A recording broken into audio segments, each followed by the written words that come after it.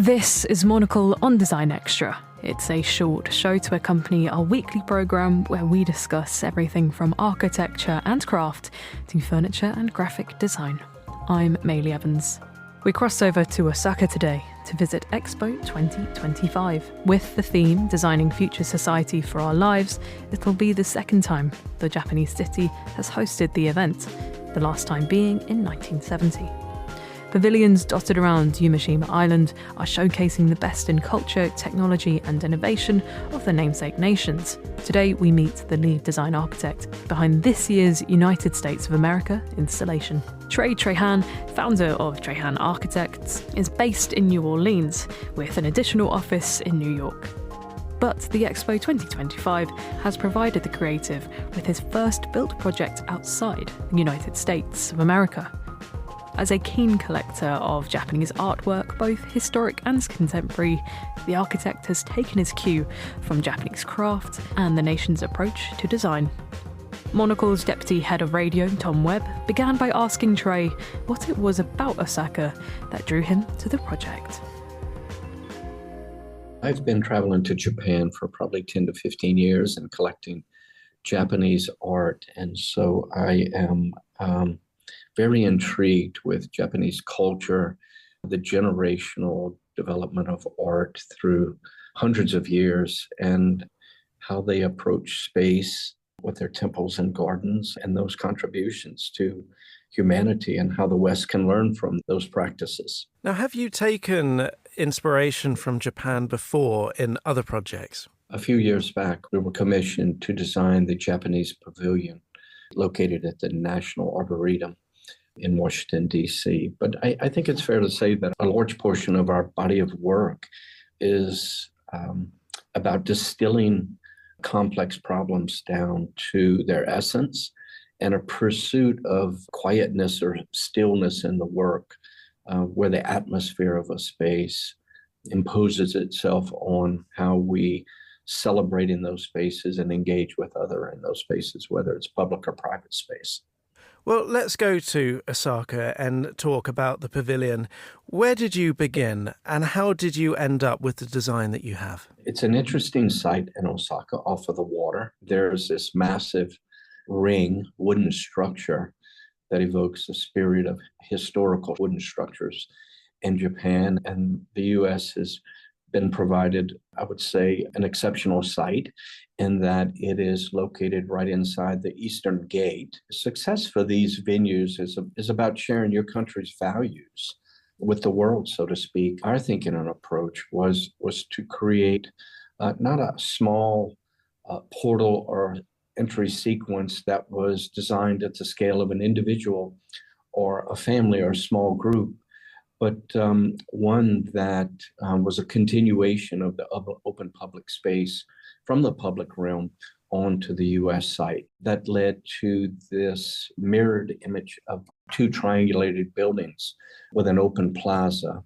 with an arching bridge embedded within that open plaza that began to converge as you moved inward into the site.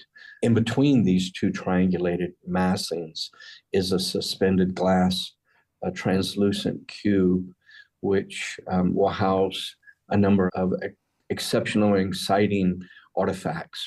And how are those American values shining through in your work? I think an openness, but yet accountability, a respect for public space and urban environments, respect for natural ecology through our national parks. These types of images will be projected on two massive LED screens that align these outward embrace and triangular massings.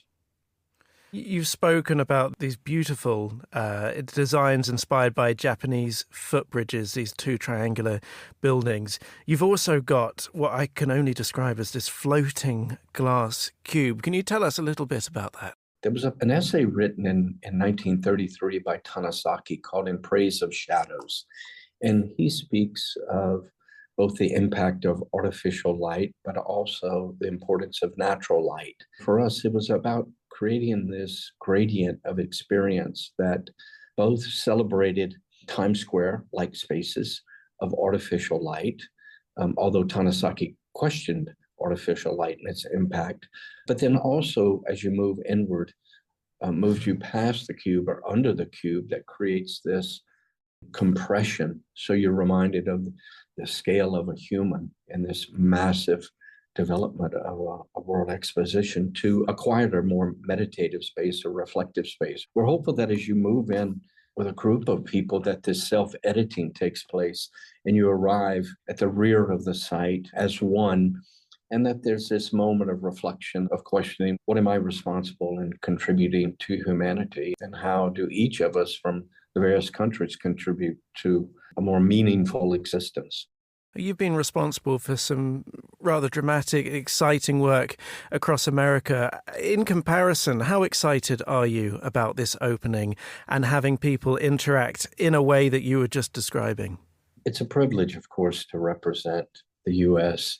in designing the pavilion, and to find myself in a context with people from all over the world in celebrating each country's unique values amongst a diverse group. And that's rare, although we experience some of that in the U.S. in public spaces. We experience a little of that in New Orleans as we celebrate New Orleans in the streets with Mardi Gras and weddings and even funerals, but nothing at the scale of a world exposition.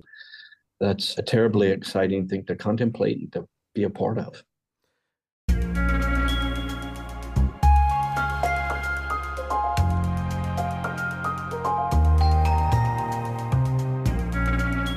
Trey Trahan in conversation with Monocle's Tom Webb.